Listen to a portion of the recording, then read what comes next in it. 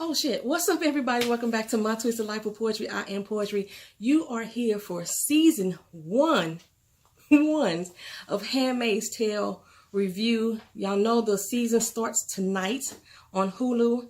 I think it might already have streamed. I haven't watched it yet. They're going to show the first 2 episodes of season 2 tonight. And since I did not do recaps for season 1, I just wanted to come on here and give y'all a little bit of what I thought about the show. I am so excited for season 2 to begin, and I am just as excited that a lot of my subscribers already watched the show. So yes, I hope that y'all take a little joyous ride with me through this dystopian future. Well, if for those of you who have never been here before, or have never seen any of my recaps before, I don't know why not, but let's go ahead and get some familiarities done. If you've not on the channel already, go ahead and subscribe. So that way you can be notified of all the videos that I'm putting out. Make sure you hit the notification bell so you get those notifications. Like the video. That helps me get rated through YouTube and it helps me get seen more. And comment down below. I love to interact with people. During times, I cuss a lot. And 2, I may change the name of characters, but you will know if I change the name of the characters. So season 1 is based on, Handmaid's Tale is based on the book written by Margaret Atwood. And season 1 pretty much followed in line of the book. Of course, they made some small changes, like in the toxic wasteland where they had to send women off to, who were bad seeds or bad things. In the book, this was black women. Black women were the one that was carted off to the wastelands. And in this current TV show, they are doing like lesbian women, people who are unclean are sent off to this wasteland where they could possibly die. So that's one change. There were some changes about her relationship with the guy Nick, who is the eye. So let's just go ahead and try to, I'm just going to give you my reviews. I'm not going to try to recap the whole season 1. But this is like a dystopian future. It's set in New England. I can never remember where New England is at. I just remember that we had the football team, the New England Patriots. But this is where it's set at. And a dystopian future basically means that there is an extreme government or an extreme section of world, of this futuristic created world that is out there. So like if you remember Hunger Games, you know, where the capital was at, that was like the extreme portion of it. And here in Handmaid's Tale, where these women were taken to is the dystopian future. There's like so much shit wrong with this. I love TV shows or books like this because they have so many parallelizations to what's going on in today's real world. Let me start off like, so in this particular thing, in this day and era, a lot of women are falling barren. And majority of the women who are falling barren are actually married to the quote unquote commanders of this new dystopian future, right? So what our main character, which is Fred, our main character of Fred, people like her, the handmaids, are being used as sexual concubines. They are baby makers for these barren women to try to produce kids.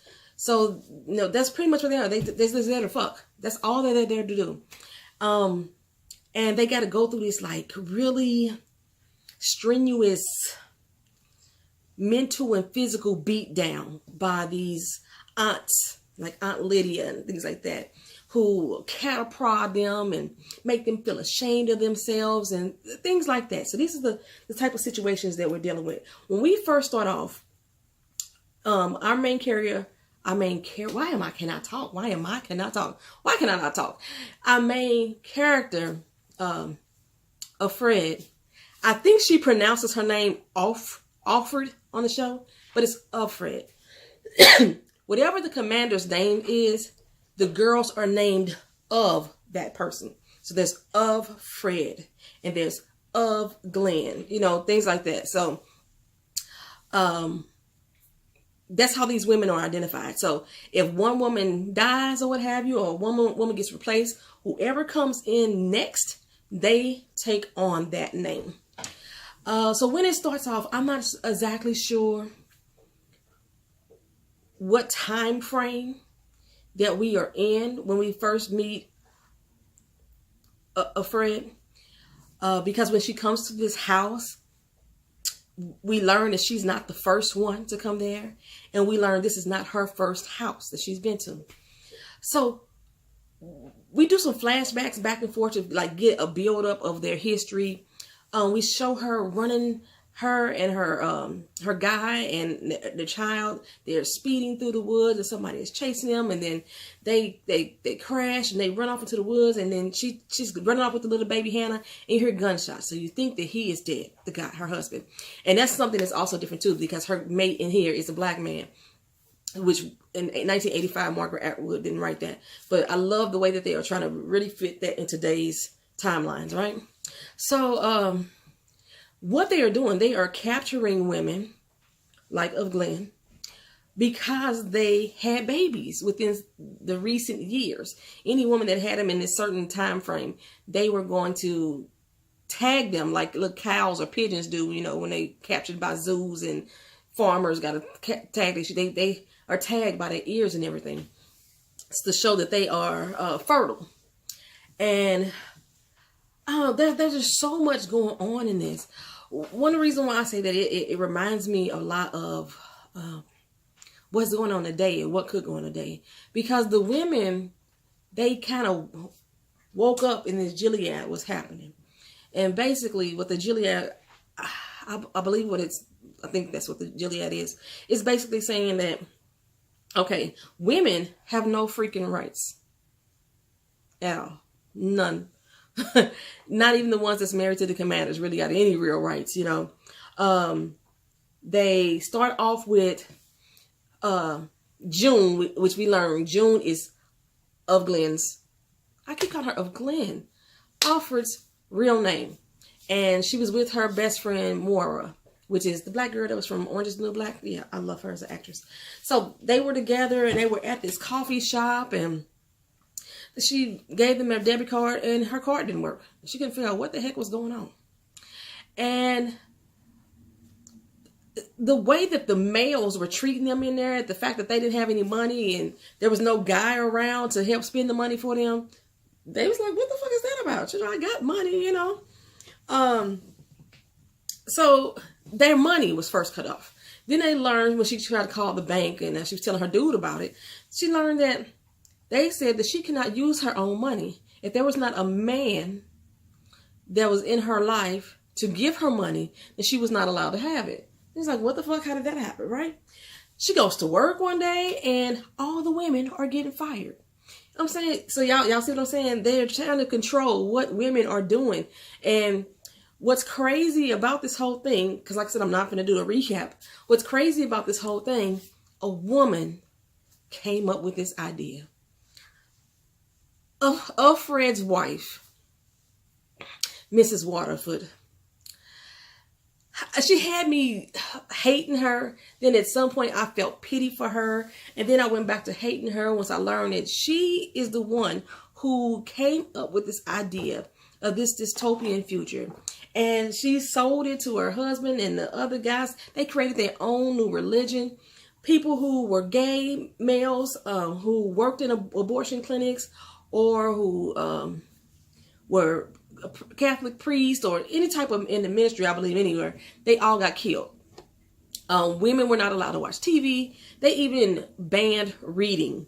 You could look at pictures. So like if you go into the grocery store and you saw canned goods, there was a picture of a cow on the can. You knew there was a can of beef. I don't know what you thought it was. Was it beef stew? Was it beef, corned beef hash? I don't know what you thought it was, but it was beef in that can. So that's how like the grocery stores and systems were made to be. And I mean, there was one point where when June had her daughter Hannah, one lady tried to steal the baby from the hospital because women were like fertile.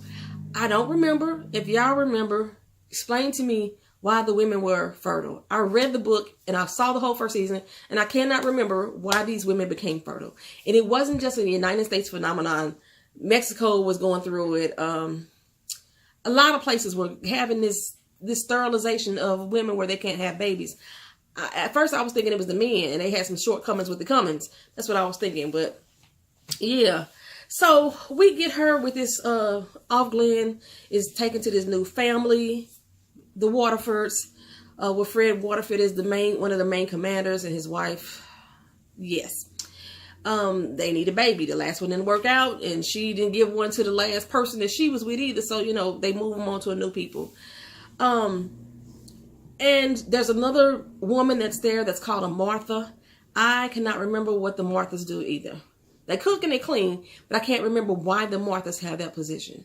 Or they were just older ladies that couldn't have babies anymore, or why the Marthas existed. But yeah, they basically was like the maids. The maid servants were the Marthas. And the maid servants didn't like the Marthas didn't like the handmaids too much, it didn't seem. With the exception of when the women traveled through town, they had to go in pairs. So Glenn, who I keep on mentioning, is the one woman that had to walk in pairs with, Alfred. Not Glenn. I cannot talk today. Glenn. So she had to go, she was a lesbian, and she was having an affair with her Martha in the household that she lived in, and she was found out. But one of the things that I loved about her story was that she was part of the rebellion. She was one of the ones who was trying to help the women take back their lives. There's a whole organization up in Canada that was helping these families get back together with their loved ones and trying to help these women escape from the situation that they were in. And yeah, Glenn was part of that. And she said, she tried to let her know that you got an eye in your house. The eye was one of those people who watched what all the women did and reported back, and they were snitches. That's what the eyes were. And the dude, Nick, was basically her biggest snitch. But Nick had a thing for June, for Fred. And they started smashing and everything, but she was smashing the commander too. And the wife at some point used him, Nick, to impregnate old girl because her husband's dick wasn't doing it. It's such the weirdest thing. Like when they have sex, the wife has to basically hold the woman in between her legs, and he gets down in between her and he just goes at it, right? Going at it. Try to make it seem like she's the one that's actually being fucked. She ain't getting no feeling, no loving from it. I don't even think they have sex for real anymore, since all this started. The whole purpose of having sex is to have babies, and since you can't have babies, ain't no point in me screwing you. So, being that she was the one that created this whole world, the fact that when the men all got together and decided to, okay, this is what we're going to do, and they voted her ass out of it, you can't be a part of it, we the ones that's going to be in control. She lost control of her own world that she created. And this is what I be telling y'all about these damn masters' wives and shit. These women are sadistic bitches, and that's what the hell Mrs. Waterford is to me. But they go so far like to try to pretend like they the ones that's having sex, even when it's time to have a baby. We show when oh my God, what is her name? I can't think of her name right now. It was one girl that was in there, and she was about to have a baby. The wife was in the room with the other women, the other commanders' wives. And she actually sit up there pretending like she in labor and everything, like she done really labored through having childbirth, and just crying and push, bitch, baby. And they pretty much stripped these kids out of these little babies' arms, and she's crying and teared up. But the one who they took the baby from was crazy as that one thing. What is her damn name? I gotta figure. Do I got it on my? Let me look on my computer, see if I can find it. Janine. She was of Warren. Janine. Janine was crazy as that motherfucker thing. But she was like, when she first got captured, when they first took them through with the aunties where Lydia had to break them down, she was like, I ain't got time for this bullshit. Y'all getting on my nerves. Baby, they cattle prodded her ass and took her damn eye out, honey. They took her eye out. got her right on in line. She was crazy cuckoo from that point on. She tried to kill herself with the baby. They used offer to talk her down off the ledge, and I felt like watching Patty in 12 Years a Slave, when she was trying to get Solomon to kill her. She was like, just take me out. I want you to do it. You kill me so I ain't got to live this life no more. And Solomon was like, I can't help you. I can't do nothing. He didn't save her. He didn't come to save her. That's the same way I felt about Fred, that Janine was ready to go. She was taking that baby with her, and instead of allowing her to be free, you know, sometimes death is freedom. She talked her down off that ledge, and oh man. Well, her girlfriend, Moira, you know, they tried to escape out of the aunties before, and you know, they got separated, and Moira ended up as a prostitute. The prostitutes seem to have more freedom than the doggone handmaids do. But the commanders would take the handmaids there every once in a while, and she saw her there, and it took us some convincing. You know, they gonna come up with this plan. We gonna get you out of here. We gonna let you escape. Well, baby, she was able to escape, you know, and did she get caught at the end? Oh Lord, I can't remember. She got caught at the end. This was last year sometime. Oh my God. See if I can pull that up too. You know what I'm saying? You know what I'm saying?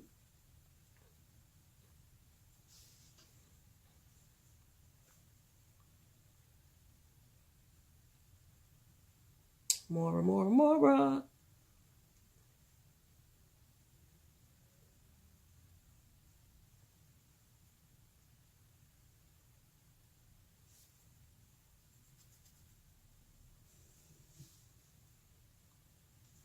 So yeah, Moira, she was able to get out of there. She dressed as one of the people in black or whatever, and she made it all the way to Canada.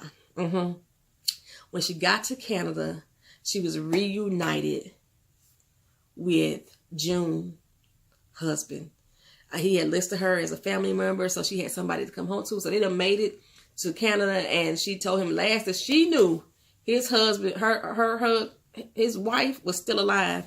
And at the same time, Mrs. Waterford had let Alfred know, your daughter's still alive, and I can do what the hell I want to do to your daughter if you don't do what the hell I say do. You know, so it was all going down up in the thing. I was so excited for this new season to start, though. I know I'm missing something. I'm talking fast because I'm actually excited. I'm ready to go watch the first episode of season 2. They're showing 2 episodes tonight, which that's what got me messed up last year, why I never actually did the reviews, because they did 3 of them on the very first doggone night.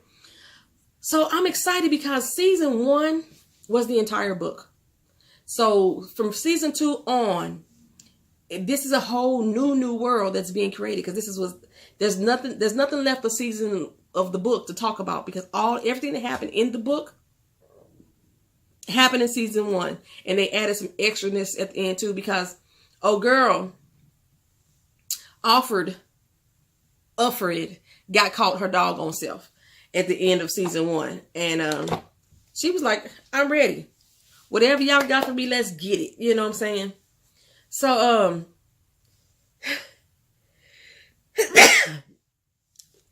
and they were doing crazy stuff, like of Glenn, you know, we learned that she wasn't dead. They had basically circumcised her, removed her happy part, so she can't, I guess, have an orgasm or have sex or whatever. It was gender re-identifying, basically, is what had happened to her. They doing some sadistic shit, and every time I watch, I be thinking, this shit could be taking place right now, and we just don't know it. It could be taking place right now, you know. The whole sex trafficking ring was this right here. We just don't know it yet. You know what I'm saying? Makes me not want to ever go to New England once I find out where the fuck New England is at. Y'all let me know, where the hell is New England? It's Upper East Coast, right? Something like that. I don't know. I just know that the Patriots play there. That's all I know. So, this was not a typical review or recap. When we get to the actual season, y'all, we gonna get into it.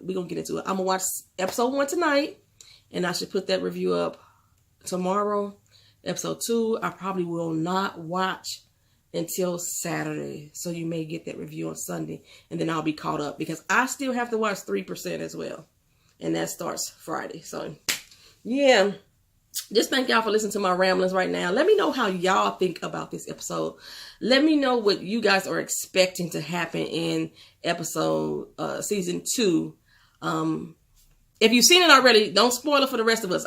What I don't like to have in the comment section is spoilers for the next episodes. But as I'm doing my reviews, they full of spoilers because it's a whole recap of the whole show. But I don't like people to like go forward and be like, okay, well, in the next episode, this is what happened. We ain't seen it yet. Allow us to see it. Yeah. So if y'all got any thoughts on The Handmaid's Tale, like I said, I know I had a lot of people say that they love it. I just kind of rambled through it. I'm just excited about it coming back on. Y'all let me know what y'all think. Drop it in the comment section. Like, comment, share, and subscribe on the channel. Peace.